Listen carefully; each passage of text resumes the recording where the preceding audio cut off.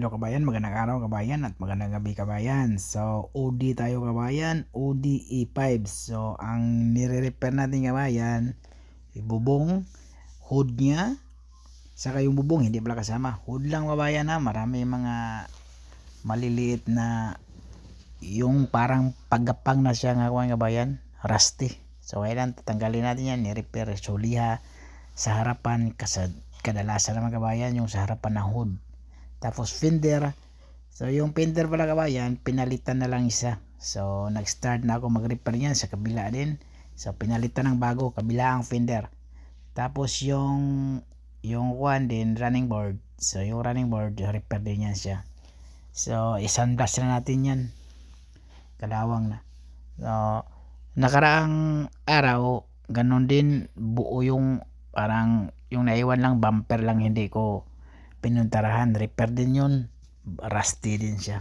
So puti naman yun, OD pa din.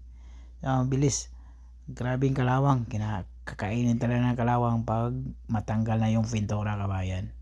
Pag matanggal na yung pintura, sigurado na yan, dadami na yung kalawang. So lalo na yung pang ilalim, so kailangan palit fender naman tayo.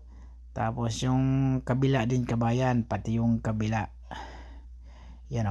so likuran. So natapos na pala natin may refer, so ganun lang, niliha ko lang sa kabila, naglagay ko lang fiber, tapos masilya na si kabayan.